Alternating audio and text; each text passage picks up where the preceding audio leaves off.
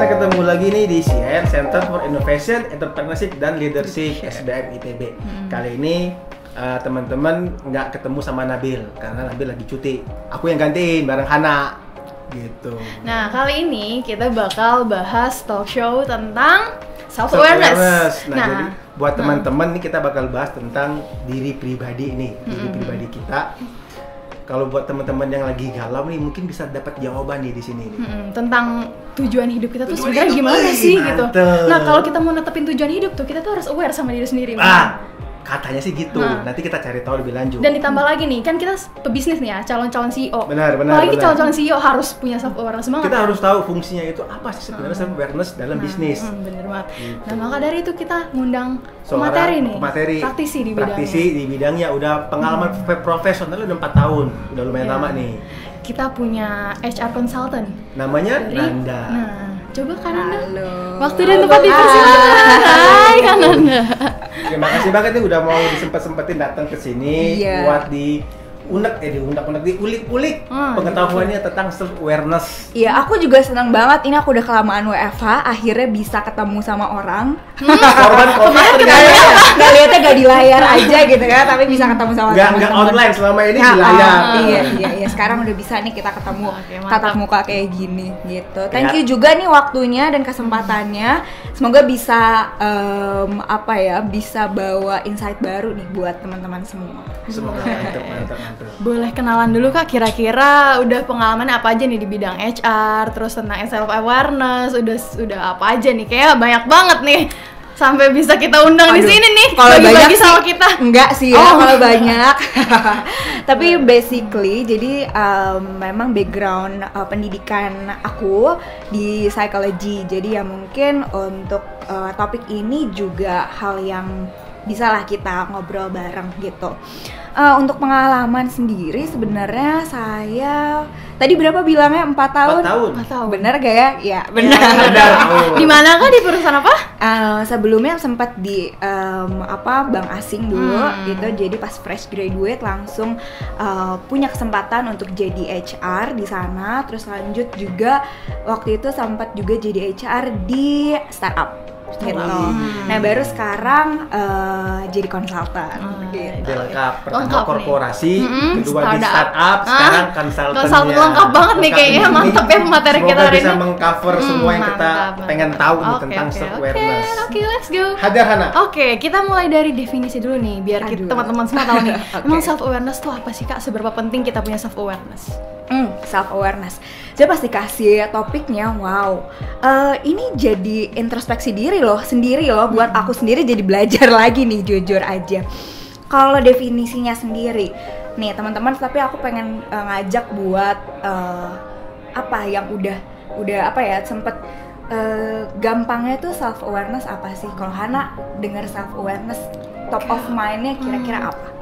Tentang bagaimana kita memahami diri kita sendiri. Oke, pemahaman ya. Kekurangannya, kelebihannya, sehingga kita tahu langkah apa yang harus kita ambil. Cool. Oke. Untuk kedepannya, bener?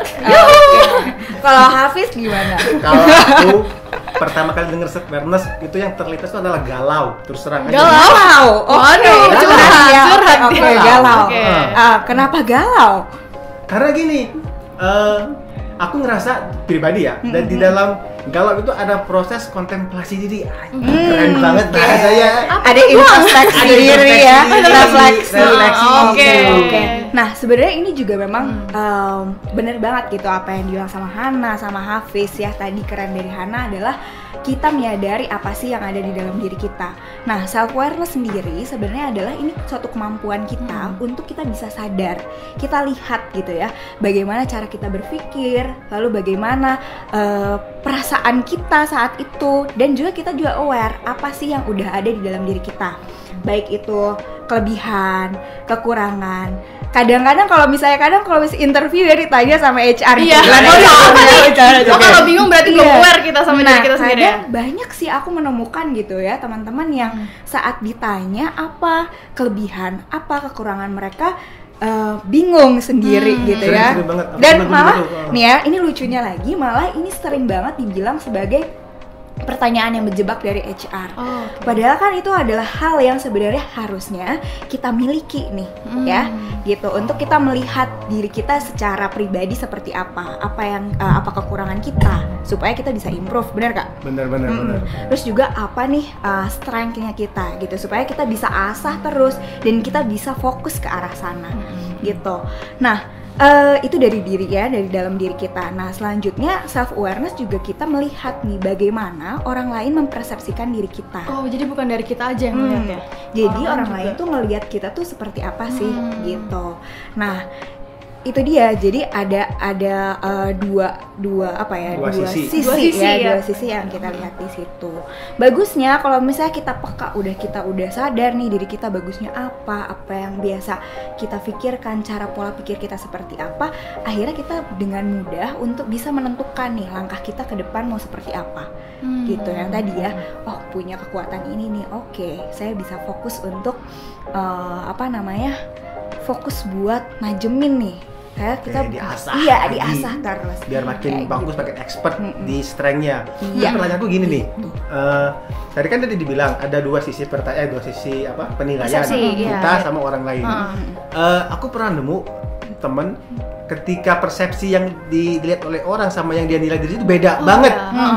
Itu kalau kita atau teman-teman yang nonton nih dapat kayak gitu, itu artinya apa? Apakah dia bermain topeng kah atau dia kepribadian ganda? Terus kadang ada orang ngomong yang tahu diri kamu adalah ya diri kamu sendiri, bukan orang lain. Terus jangan peduli kata orang lain. Nah, gimana tuh Kak? Nah, sebenarnya konsepnya adalah saat kita mau self aware, satu memang kita harus refleksi, kita juga berintrospeksi gitu ya, melihat dari sisi kita seperti apa gitu ya. Melihat lah ya pola apa saja yang kita lakukan sehari-hari gitu ya, terus juga apa nih achievement yang udah kita punya gitu. Nah, gimana soal pandangan orang?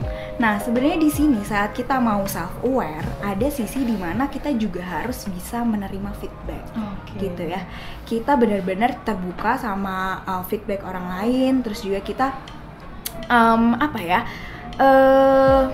satu adalah menerima diri kita ya. Satu menerima, mungkin ada yang komen kita yang cukup negatif gitu ya, cukup kayak waduh kok saya dibilangnya kayak gini gitu kan. Nggak merasa nggak ngerasa gitu. Nah, itu harus gimana? Nah, tapi kan kadang juga kita memikirkan hal itu yang akhirnya kita melihat oh, kenapa sih orang tersebut bisa berpikir seperti itu gitu. Jadi kita mau melihat nih kenapa ya, analisisnya kenapa ya kok orang bisa ngomong seperti itu, makanya kita melihat juga nih. Oh, jadi itu pengalaman ke belakang kita, feedback. Satu yang memang ada ada kemampuan kita juga harus bisa menerima gitu, apapun itu bentuknya. Walaupun biasanya suka dibilangnya ugly truth gitu ya.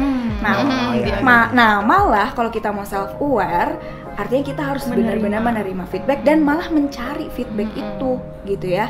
Kita carilah teman-teman atau ya biasanya sahabat terkasih, boleh kasih. Nah, tapi kalau baiknya lagi, kalau misalnya kita di dalam pekerjaan gitu, kita juga bagusnya punya mentor gitu ya, punya coach yang kita believe mereka itu mau membantu kita untuk mengembangkan diri gitu. Jadi walaupun komennya nyelekit gitu ya, ugly truth biasanya kayak gitu, tapi kita sadar itu adalah satu poin di mana yang harus kita pikirkan untuk kita berkembang ke depannya.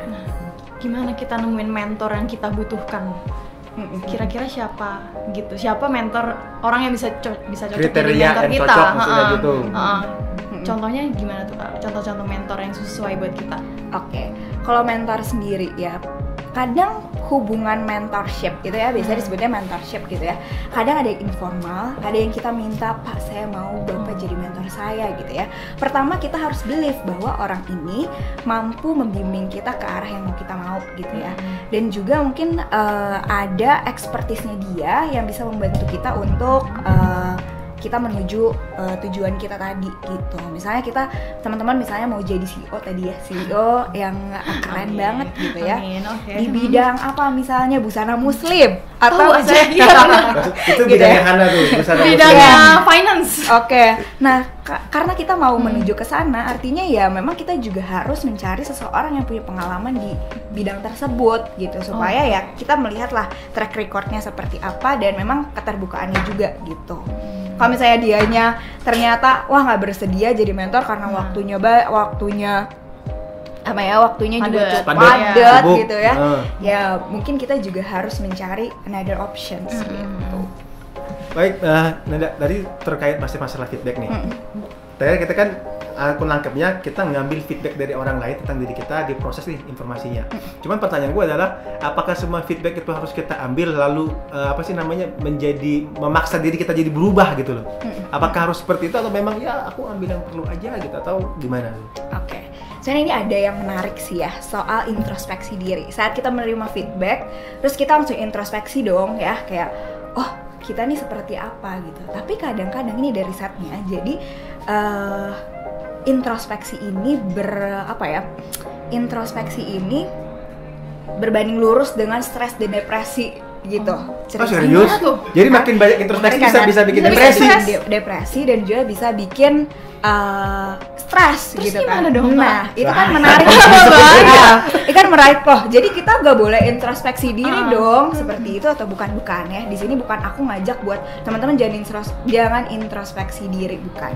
Tapi kadang ada hal-hal yang saat kita melakukan introspeksi diri ini kurang tepat kita lakukan. Nah, ini dari risetnya juga. Jadi kebanyakan orang kalau introspeksi diri ini teman-teman sama nggak ya gitu ya. Coba. Ya kita coba. Kalau misalnya introspeksi diri, misalnya contoh ya tadi kita dapat feedback abis presentasi lah ya di kampus ya, presentasi. Wah, presentasi kamu kurang bagus gitu ya. Pasti kita pengen lah kenapa presentasi kita kurang bagus gitu ya. Nah, kata kenapa ini ternyata tuh reverse sama hal-hal yang negatif gitu. Jadi kita cuma kontemplasi sama hal yang kenapa ya gitu. Kenapa kok presentasi saya dibilangnya jelek ya gitu. Nah, ternyata ada risetnya lagi bilang kalau misalnya saat kita introspeksi diri, coba deh kita ganti kata kenapanya, kita jadikan kita ganti sama kata-kata yang apa yang ngebuat tadi saya jelek. Gitu. Jadi kalau saya dapat ya dari konsep yang diberikan itu yang kita dapat informasi dari sana bahwa saat kita introspeksi diri, kita tuh balik ngelihat informasi mana nih yang masih jelek kitanya ada di bagian mana, itu harus kita perbaiki. Tapi kalau misalnya kita juga perlu nanya nih apa juga yang udah bagus. Misalnya materi kamu bagus tapi kamu kurang ngomongnya tuh kurang bagus. Berarti in content good. Tapi kita harus memperbaiki cara kita bicaranya nanti ke depannya seperti apa. Nah, itu jadi memang mindset untuk mengembangkan diri gitu. Jadi kalau ini prinsip juga sih ya. Kalau saya sih no baper lah gitu ya. Kalau kita demi pengembangan diri sendiri ya gitu. Jadi kalau kita mau minta feedback ya sekalian gitu, sekalian aja lah gitu. Gimana. Nah itu juga sebenarnya kalau dibilang ya gampang sih ya diomonginnya easily to say. Prakteknya dia kan kadang-kadang gemeter ya. Juga gini, temen atau beberapa kenalanku ya, dia dapat feedback, bener kayak kata Nanda, dia terus bertanya kenapa, akhirnya dia overthinking. Betul. Dia overthinking gitu, dia malah miss kayak tadi, what-nya apa yang bikin dia kayak gitu, dia malah miss. Itu tuh kayak semacam dia tuh nggak nerima kalau dia dibilang kurang gitu ya, jadi kayak dia nggak mau ngoreksi, malah kayak dia defense gitu ya, jadi nggak mau memperbaiki, lebih kayak gitu kali kalau kita nanya kenapa. Betul. Nah itu satu kenapa itu coba kita ganti ya. Jujur dulu juga saya melakukan itu gitu. Kalau misalnya ada yang bilang jelek pasti lah kenapa ya gitu dong ya. Itu udah refleks gitu jadinya. Tapi setelah coba ya gimana ya, dan apa emang yang jelek gitu ya, apa yang jeleknya, terus yang bagus, tapi udah ada yang bagus belum gitu kan.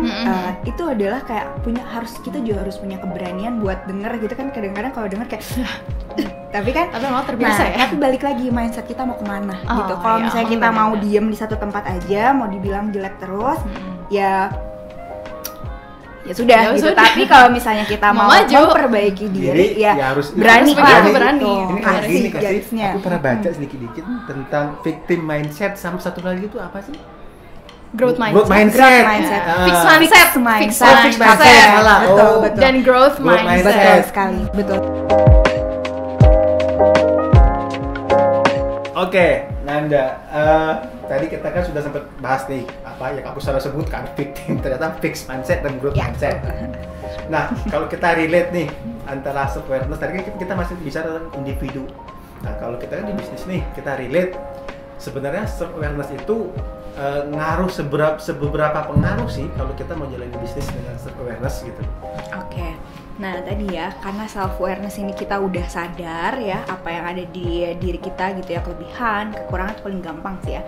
Kelebihan, kekurangan, gimana nih pola cara kita berpikir, itu artinya yang kita udah tahu banget nih diri kita gitu ya. Plus lagi kita juga bisa melihat perspektif dari orang gitu ya. Kalau misalnya kita lihat nih gitu ya, pentingnya apa kalau orang berbisnis harus punya self awareness atau enggak gitu ya. Nah, satu, dia udah pakem, tahu tujuannya mau kemana gitu ya. Karena dia udah tahu nih dalam dirinya apa yang bagus, apa yang bisa dia kembangkan, apa yang misalnya memang kekurangannya di mana gitu ya. Dia bisa punya tujuan yang lebih jelas, lebih jelas gitu ya, nggak terombang-ambing gitu, jadinya nggak kalau bahasa sekarang labil ya. Labil. Bahasa sekarang. Aku kayak denger kayak Nabil, bukan? Oh bukan. Nabil. Di episode kemarin itu Nabil. Oke. Ya labil kayak gitu. Jadi dia udah bisa fokus dan bisa menggunakan itu gitu untuk jadi senjatanya dia gitu tadi, yang strength-nya dia gitu. Apalagi kalau misalnya kita ngomong entrepreneur gitu ya. Sebenarnya kalau saya tahu sih sebenarnya entrepreneur itu yang paling dia punya modal apa aja, modal yang dia bisa dari dalam dirinya dia. Nah itu yang dia bisa jadi modal kuatnya dia gitu. Selain itu, kalau misalnya kita punya self awareness tinggi juga artinya saat kita bisa self aware dan kita juga bisa nih aware ke lingkungan sekitar. Nah itu juga penting dong kalau misalnya kita mau buat bisnis, apalagi nih teman-teman juga di bisnis juga kita harus peka dengan apa sih needs-nya customer gitu. Sekarang trennya lagi apa kayak gitu kan. Apalagi sekarang design thinking butuh kita untuk bisa berempati gitu dengan keadaan sekitar kayak gitu. Itu sih manfaatnya. Untuk berempati itu berarti kayak kita harus aware dulu ya sama diri kita sendiri, baru kita bisa berempati sama orang lain gitu ya. Betul. Itu emang maksud gini, apakah memang berkorelasi secara langsung antara self awareness yang tinggi dengan empati kita? Maksudnya gini, mungkin nih ada orang yang ngerasa aku orangnya karena dia gini ya, dia tahu aku orangnya enggak, sebenarnya aku bukan orang yang berempati, dan aku tahu itu kan artinya dia tahu sebagai seorang pribadi dia bukan orang yang punya empati tinggi. Artinya kan itu kan kayak apa ya? Dia tahu self awareness tinggi tapi dia nggak berempati, itu memang sifat dia. Iya, itu gimana ya? Bingung. Kayak kontradiksi itu. Oke. Tapi kalau aku melihatnya, self awareness dan juga empati ada hal yang bisa kita latih juga. Oke. Ya, saat kita self aware, tahu ya kurang kita apa. Gitu. Apalagi empati adalah kita put diri kita sebagai di posisi orang lain gitu. Gimana sih rasanya kayak gitu? Gimana cara kita bisa juga menyadari proses-proses yang ada di luar diri kita gitu. Sebenarnya kalau dibilang berkorelasi sih ya, mungkin ya itu ya, ada mungkin yang memang dia cukup aware sama dirinya tapi nggak cukup aware dengan lingkungan sekitar, ya itu kalau menurut saya sih enggak selamanya akan berkorelasi gitu. Ini menarik deh, tadi bicara ternyata empati itu bisa dilatih. Nah terus minggu kemarin kita sempat bahas masalah attitude. Itu katanya kata Mita yang kemarin bilang cerita susah berubah nih. Mungkin nggak sih attitude itu berubah kalau misalkan kita bikin orang itu lebih aware dengan dirinya sendiri? Oke, attitude bisa berubah atau enggak? Nah tadi ya balik lagi, sebenarnya memang kecenderungannya sulit untuk berubah gitu ya.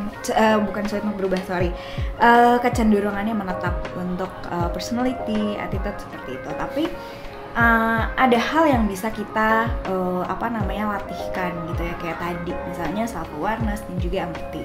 Kalau misalnya kita tahu nih ada kita analogikan pakai iceberg gitu ya. Iceberg kalau misalnya kita lihat ada gunung es, biasanya bentuknya yang terlihat dari dataran tuh lebih kecil dibandingin bawahnya yang lebih besar, lebih berat gitu. Nah itu analoginya kita pakai untuk seperti itu. Jadi personality, values gitu ya, nilai-nilai yang kita tanam dari kecil ya, ditanamkan orang tua gitu ya, personality yang udah ada di kita ini, itu adanya di mana? Adanya di bawah gitu ya. Memang sulit di-observe, tapi ini adalah jadi prediktor yang lebih kuat gitu ya untuk kesuksesan seseorang gitu. Nah di atasnya di sini ada seperti tadi ya, kemampuan atau skills gitu, skills dan juga ada knowledge di situ yang bisa kita bisa kita develop supaya kita juga bisa sukses dengan hal itu gitu. Nah itu tadi yang ada self awareness, juga empathy gitu kan bisa kita usahakan gitu, bisa kita develop dan kita asah terus gitu supaya kita bisa punya. Nah nantinya akan merubah personality-nya atau tidak ya sebenarnya sih balik lagi karena itu cenderung menetap, sebenarnya ya mungkin ada reshaping gitu, nggak sepenuhnya bisa berubah gitu. Ya kayak beradaptasi, cuman yang berubah itu mungkin dari yang atasnya berubah dulu ya. Yang berubah itu malah atasnya kayak apa sih, soft skill tuh ya? Iya, soft skill dan knowledge ya. Knowledge kita itu yang berubah. kita develop bisa lewat situ dulu ya baru bawah. Terus Kak, menurut Kakak sendiri nih, gimana sih cara meningkatkan self awareness yang ada di dalam diri kita gitu? Karena mengingat penting banget kan, kita tuh harus punya self awareness. Betul. Saat kita punya self awareness, saat kita paham banget diri kita mau kemana, nggak terombang-ambing. Nah, tapi memang ada effortnya juga. Gimana kita supaya punya nih ya, kita memahami nih diri kita seperti apa. Nah tadi juga kita udah sentil-sentil dikit gitu ya. Pertama kita berani untuk menerima diri kita sendiri gitu ya.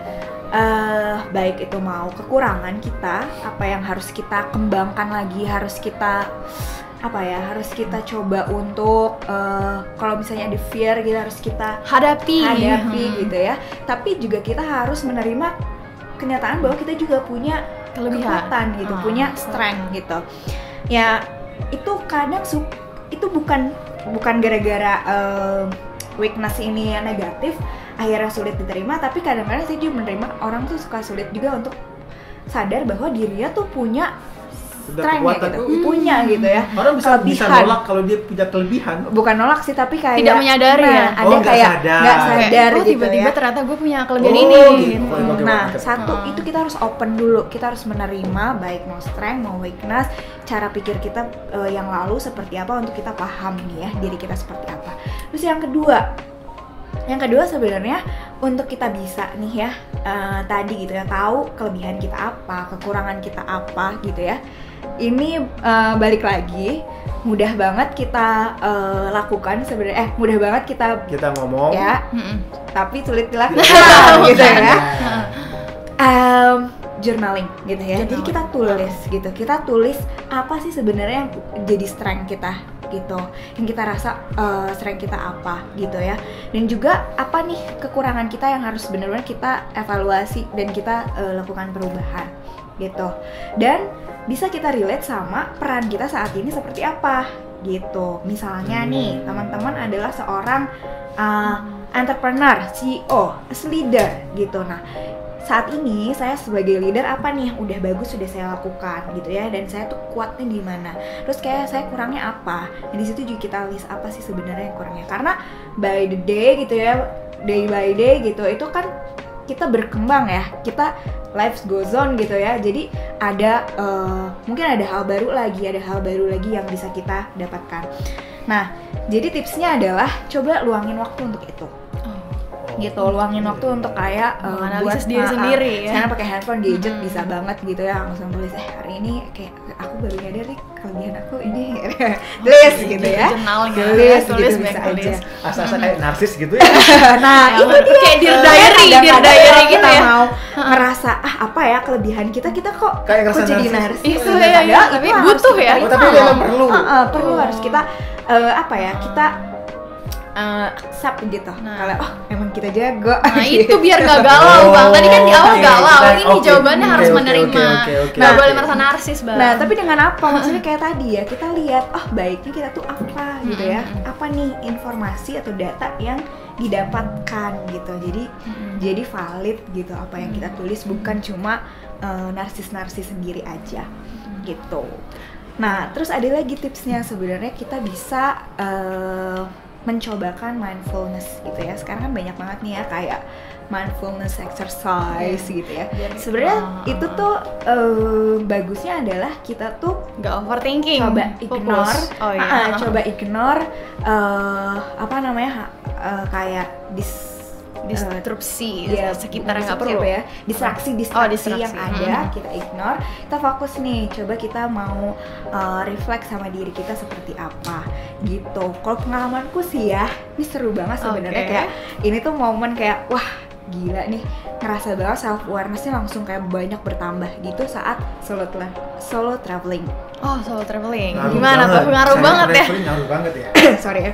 Tapi nggak selamanya harus kayak traveling kemana, apalagi sekarang lagi corona gitu ya. Tapi coba kayak sempatkan diri untuk bisa Me time. mindful gitu. Mindful. Jadi apa yang mau kita pikirkan itu kita cobain mindful dulu ke arah sana, dan kita dapet nih apa yang insight apa dari diri kita gitu. Nah itu kalau solo traveling emang kayak ngerasa bahwa udah kepepet banget, nggak punya teman untuk diskusi, jadi benar-benar ngelihat kayak oh ternyata batas diriku sejauh ini ya. Ternyata aku tuh hebat juga bisa ya. Oh, ternyata aku bisa survive, bisa gitu. loh survive kayak Oke. gini. Berarti emang social skills aku bagus nih, makanya aku bisa survive gitu-gitulah. Itu kerasa banget lah pas kita lagi memang full fokus sama diri kita sendiri. Gitu. Kalau itu kan cara-cara buat meningkatkan nih ketika kita mungkin lagi proses pencarian self awareness atau memantapkan yang udah kita aware gitu. Nah, aku tuh bukan sempet dengar sih, emang kan udah beredar banyak banget kayak tes DISC, MBTI. Nah, itu sebenarnya tuh ngaruh bener-bener valid nggak sih buat kita munculin self awareness dalam diri kita? Oke. Itu adalah salah satu usaha juga sih sebenarnya untuk kita memahami diri kita gitu ya. Karena basically kalau misalnya valid atau enggak, kita lihat aja sebenarnya sih validitas dari alatnya itu gitu ya. Apakah alatnya ini memang punya basic teori yang kuat, terus juga alatnya juga sudah divalidasi dan reliability-nya bagus kayak gitu. Nah, tapi kadang ya kalau misalnya lihat dari ada kecenderungan kita kayak benar nggak sih atau enggak sih gitu kan. Nah kalau saya sih beberapa kali misalnya MBTI gitu ya, coba-coba kan ada tuh ya kayak misalnya MBTI, DISC, mostly sih nggak bergerak jauh gitu karena ya balik lagi karena kita, dan sebenarnya saat kita mengisi Tesnya. Personality test, balik lagi ya, ini akan valid atau enggak saat kita menjawab benar-benar kita jujur gitu.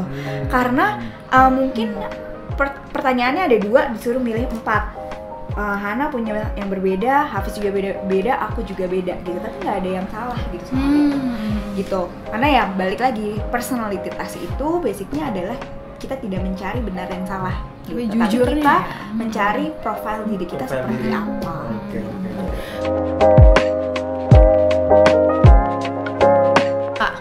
Kan banyak tuh tadi tes-tes yang udah kita sebutin, DISC, MBTI. Nah, penting nggak sih atau tools-tools lain lah apapun itu, penting nggak sih suatu perusahaan itu menganalisis karyawan-karyawannya, tentang self awareness karyawan-karyawannya, penting nggak sih buat nganalisis?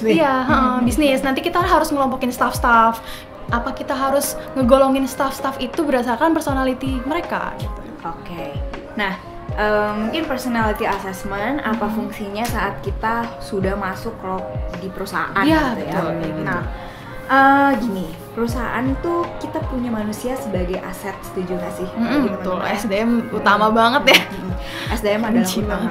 Jadi betul gitu ya, ada perannya personality assessment di sini untuk kita membangun atau kita mengelola people yang ada di dalam organisasi gitu ya, di dalam perusahaan.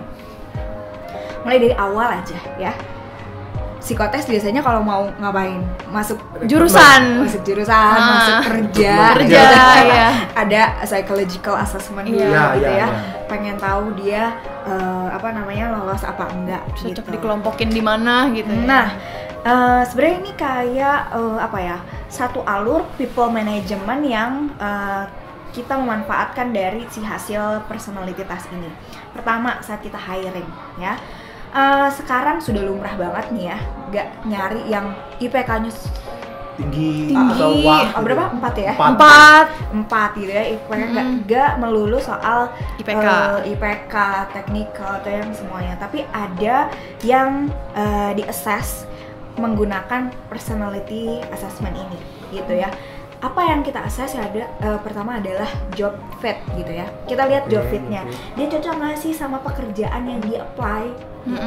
Culture-nya ya, dia cocok nggak kira-kira kalau misalnya dia kerja di perusahaan ini dengan culture-nya yang A, B, C, D, E gitu ya, dan dia organizational fit atau enggak gitu ya, secara keseluruhan dia fit atau enggak. Nah itu pertama ya, saringan pertama gitu ya, untuk melihat apakah dia akan bisa survive di lingkungan organisasi ini gitu ya. Nah, masuk tuh dia. Karena banyak perusahaan yang mikirnya kayak gini, oh sekarang yang saya mau hire adalah orang-orang yang fit dulu gitu.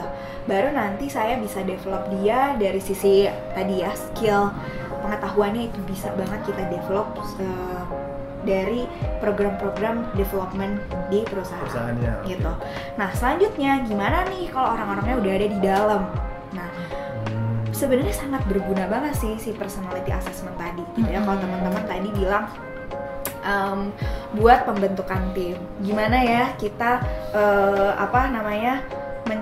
membuat satu tim yang dinamikanya nanti akan membantu perusahaan untuk achieve untuk perform ya, itu satu. Nah tapi sebelum itu juga sebenarnya ini bisa kita pakai untuk talent mapping gitu ya, dimana penempatannya siapa yang kira-kira punya potensi untuk suksesor jadi leader future leader kaderisasi gitu. Kaderisasi suksesornya siapa, itu penting juga tuh, kita bisa lihat dari sana gitu ya. Jadi kita punya data itu, makanya komprehensif sekali sebenarnya kalau dipakai di perusahaan. Tadi apa aja ya, tadi udah ya, mapping orang-orangnya, penempatannya dia di mana, tim tadi ya, gimana caranya kita dapet timnya yang saling memenuhi satu sama lain gitu ya. Yang bisa membantu perusahaan lebih maju lagi.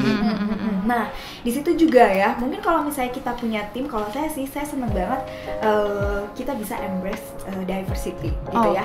Jadi satu tim dia tadi ya saling gitu. Jadi saling. Dia nggak mengisi kekurangan satu sama lain jadi kekuatan gitu. Asik. Cool. Quote of the day. Nah, itu tadi. Jadi kita juga bisa mix gimana nih caranya supaya ini tuh berdinamika gitu. Karena saat tim tidak berdinamika, saat tim tidak punya konflik gitu ya, ini juga aneh juga. Bukan jadi konflik itu tidak selalu buruk, tidak selalu menakutkan gitu. Malah ada konflik yang sebenarnya dibutuhkan untuk kita bisa berkembang gitu ya, bisa kita boost gitu ya si tim kita. Gimana kita managing konfliknya gitu ya. Mungkin next podcast panjang lagi berarti itu ya. Mantap banget ada bahasannya, ada bahasan managing konflik nih. Banyak banget yang harus kita bahas. Nah, itu sih. Itu jadi sangat kompleks banget di sana ya, sampai kita bisa ngelihat. Nah, sampai kita juga bisa ngelihat profiling teman-teman satu company kita tuh kayak gimana untuk kita bikin program retention gitu, supaya mereka nggak pada turnovernya rendah gitu. Jadi nggak pada pergi dari loyal Hana gitu kan. Iya, bener. Kayak gitu lah, orang-orang kayak gitu. Itu juga sangat bisa kita pakai gitu. Kejawab ya berarti sekalian gimana tim bisa dibentuk gitu. Bener-bener berarti kan dari awareness kita bicara individu, terus kita hubungin ke bisnisnya, memang berpengaruh, saling menyambung sampai bikin bisa bikin tim yang bisa membantu perusahaan untuk perform yang lebih baik. Semuanya jadi kayak satu tali yang saling menyambung. Paling gini sih Kak, kan kita nih nanti nih calon-calon CEO muda ya, asik. Nanti misalnya kita masih sendiri nih, terus kita mau ngerekrut orang-orang. Masih sendiri maksudnya? Oh, kita mau bangun bisnis. Bangun bisnis sendiri maksudnya? Iya. Oke. Terus kan kita butuh staff nih buat ngebantu kita, gitu kan. Terus kan nanti kita harus bentuk tim. Berarti nanti langkah awal yang harus kita jalani itu apa? Apa kita tes dulu personality dia gimana, baru kita cocok nih sama culture perusahaan. Oke, kita rekrut dan kita cari staff-staffnya, dites lagi personality-nya baru direkrut, atau gimana sih Kak? Biar kita tuh ada aplikatifnya gitu. Untuk awal-awal. Iya, untuk awal banget buat kita nih. Ya bisa ya, karena gini, saat kita mau mengenal seseorang gitu ya, apa sih prediktor yang kita kan kalau interview kita cuma beberapa saat gitu ya, kita ketemu gitu ya. Nah itu tuh sebenarnya memang personality assessment itu tidak bisa berdiri sendiri sih gitu ya. Kita butuh ada interview, ada data penunjang lainnya, misalnya kayak ya banyak lah ya, misalnya background education segala macam itu yang kita harus tahu juga gitu. Ya satu sih sebenarnya punya visi dulu, apa yang mau dia cari, dia membutuhkan orang-orang yang seperti apa, baru dia cari. Nah, personality assessment ini bisa membantu dia untuk clear the bias gitu. Kadang nih kita kalau misalnya interview kayak, banyak kedoknya ya. Ke interview gitu, kita kan cuma dapat bentar, terus juga kadang-kadang dia satu alma mater gitu kan. Rumahnya deket. Kadang-kadang ada bias-bias yang ternyata mantan gitu ya bisa. Waduh, kalau itu kayak itu nggak ditolak dong. Oke, tadi kita udah coba merangkum dari self awareness ke bisnisnya, terus ke perusahaannya. Banyak banget yang kita bahas pokoknya. Padat banget deh. Tinggal aplikasinya aja ya. Aplikasi tergantung teman-teman yang nonton. Yang penting ini kita kasih. Semoga bisa ya. Bisa. Oke, terakhir nih Nanda. Terakhir bukan closing statement ya. Mungkin pesan ya buat teman-teman semua yang nonton, share atau yang mau bisnis mulai tentang self awareness dan tim ini gimana? Oke, jadi pesan-pesannya buat teman-teman di sini, satu ya, kita mulai dari diri kita dulu, jadi self aware dulu sama diri kita. Caranya tadi, coba terus kepo atau curious ya sama diri kita sendiri dan terbuka untuk feedback gitu. Jangan lupa juga kita buat action plan-nya gitu ya. Apa nih yang akan kita perbaiki, apa nih yang akan kita lebih dalami lagi gitu untuk kita lebih aware sama diri kita. Dan buat timnya dengan kita bisa misalnya self aware diri kita sendiri, dimulai kita udah punya self aware di diri kita sendiri, baiknya nanti saat kita aware sama orang lain juga akan lebih baik gitu ya. Jadi kita lebih peka juga nih sama opportunity yang akan ada dan juga bisa tadi membangun tim yang kuat based on personality-nya gitu. Yang udah saling aware satu sama lain gitu ya. Wah, mantap sekali Kak. Mantap sekali tips dan triknya. Terima kasih banyak nih Nanda udah mau hadir. Seneng banget kita bisa punya Nanda di sini. Sharing dengan kita di sini. Pasti bermanfaat banget buat teman-teman semua. Banget nih buat kita yang mau mulai bisnis. Jangan kapok ya kalau kita undang lagi. Semoga kegalauan teman-teman terjawab sudah ya dengan self awareness ini. Semoga bisa dapat banyak insight sih ya. Amin. Dan bisa langsung aja diaplikasiin, mulai aja dulu gitu. Jangan mikir-mikir dulu. Terima kasih teman-teman yang udah nonton. Jangan lupa di subscribe, channel like. pasti like dan notifnya di loncengnya di Loncengnya. Dadah.